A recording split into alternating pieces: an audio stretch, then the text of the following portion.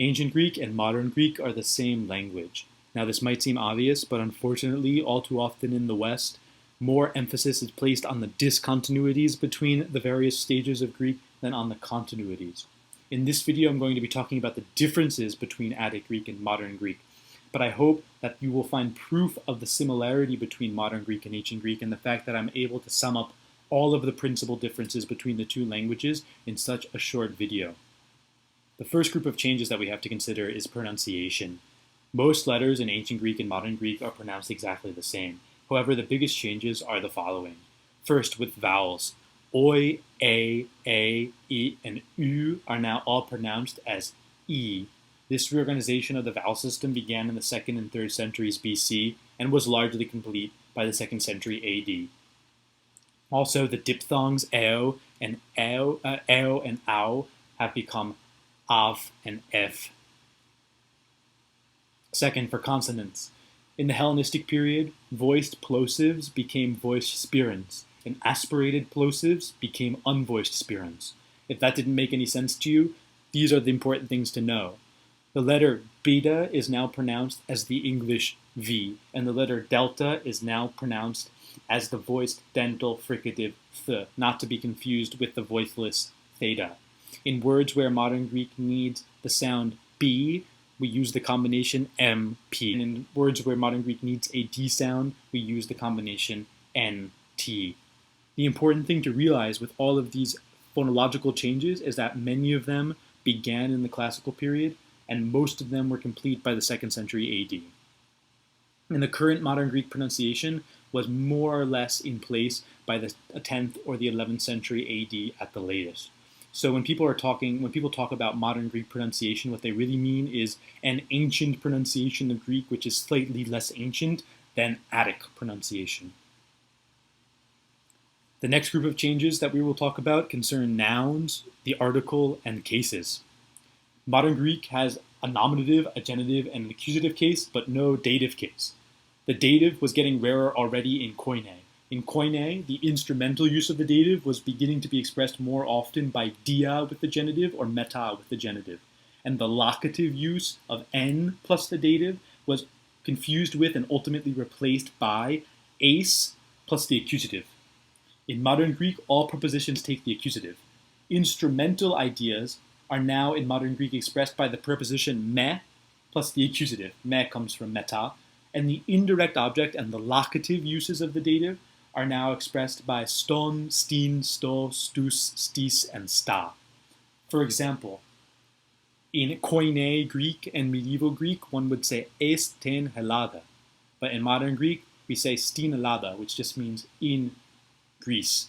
Now, these forms, sto, stin, sto, stus, stis, and sta, are a fusion of the preposition ace with the article.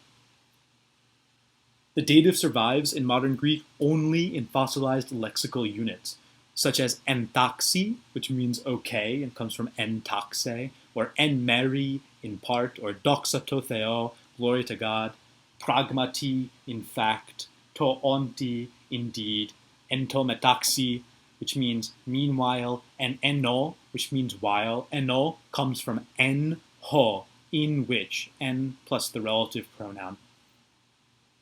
Another important change is the fact that the accusative marker nu or n is dropped. So instead of saying ton logon or ten thalasan in ancient Greek, now in modern Greek we say to logo or ti thalasa. Concerning the feminine article and feminine nouns, the feminine nominative plural article hai in modern Greek is I, that is oi, and the accusative feminine plural, which was once tas, is now tis. The nominative plural and the accusative plural of all feminine nouns now ends in s. So, for example, in modern Greek we say I thalases, where in ancient Greek we would say hai thalasai, and tis thalasis in the accusative, where in ancient Greek we would say tas thalasas. Another smaller but also interesting development is that most neuter nouns, not all of them, but most neuter nouns which originally ended in ion, now in modern Greek just end in I. An interesting example of this is to spiti. To spiti comes from originally to hospation, which was a very early Greek loanword from Latin, hospitium, and it means house, hospiti. It's the modern Greek word for house. Finally, the third declension is simplified. Many third declension nouns become first or second declension noun. For example, nux, nuktos, feminine in ancient Greek, which means night. In modern Greek is simply nichta, first declension. Hellas, helados in ancient Greek becomes helada, first declension. And also all feminine abstract nouns, which once in ancient Greek ended in is, like polis and kinesis, are now first declension nouns which end in eta, poli, kinesi. Finally, many third declension nouns, especially ones with changing stems, were simplified. So for example, here you can compare the ancient paradigm for patir, father, with the modern paradigm pateras. The next group of changes concerns the verbal system. In ancient Greek, the middle voice was morphologically distinct from the passive in the future in the aorist. However, in modern Greek, there is no morphologically unique middle voice. The passive, however, often retains middle force in modern Greek, such as plenome, which means I wash myself.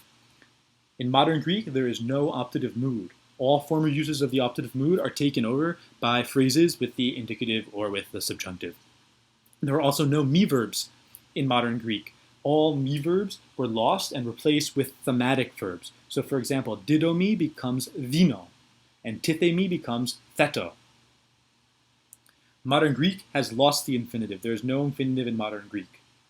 All expressions that would have used the infinitive are now expressed by na with the present or aorist subjunctive, depending on the aspect.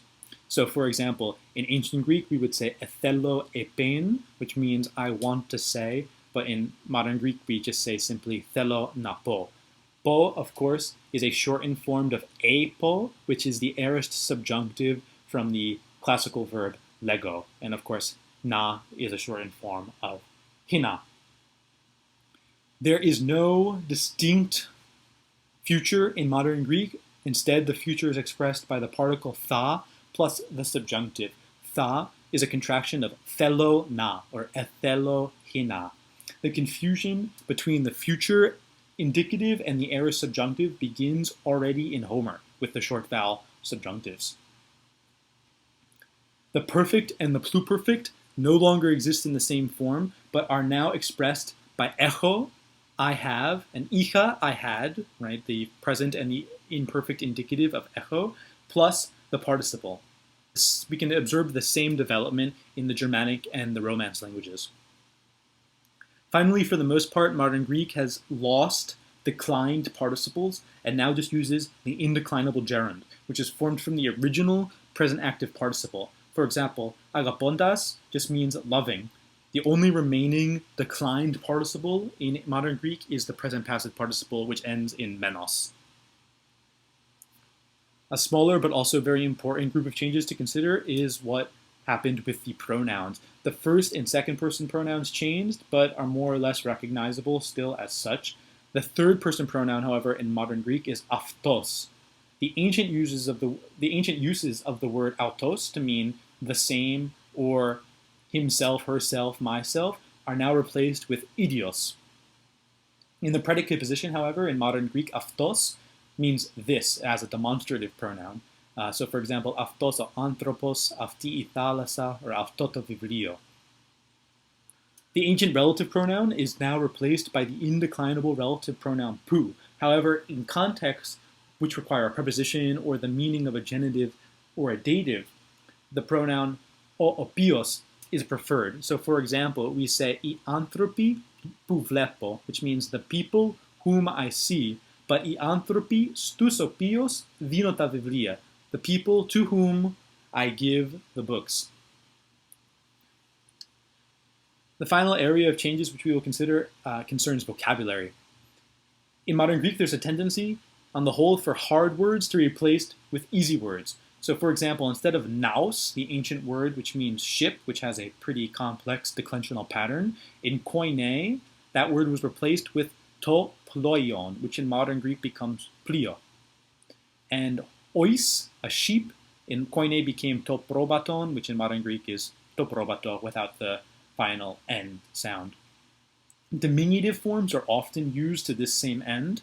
For example, Attic Greek had the word kleis, which means key, and the diminutive of that was used in koine, kleidion, right? And that became the modern Greek word for key, klidi. Also, new verbal nouns are created to replace the lost articular infinitive. So, for example, grapsimo would be used in places where ancient Greek would use to graphen or riximo to riptein. Finally, loanwords. In general, modern Greek has a very rich vocabulary of loanwords. In the Roman period, many loanwords came in from Latin. In the Turkish period, many loanwords came in from Turkish. In other periods, there are many loanwords from Italian and French and from the Slavic languages. And in the last century or century and a half, we see many loanwords coming into modern Greek from English. The source of modern Greek vocabulary is a very big and very interesting topic, and if there's interest, I'd like to make a video about that specifically in the future, about where or how modern Greek builds its current lexicon. So there you have it. All of the structural changes which distinguish modern Greek from ancient Greek. In the future, maybe I'll make a video about the historical development of Greek and the specific historical circumstances and reasons as to why modern Greek and ancient Greek are so similar, and why this is not the case in analogous situations like with Latin and Italian or with Sanskrit and some of the modern national languages of India. If you want to know more about this topic, the books I'd recommend are the following: Medieval and Modern Greek by Robert Browning, and Greek, A History of the Language and Its Speakers by Jeffrey Horrocks. And I'll put links to both of the books in the description.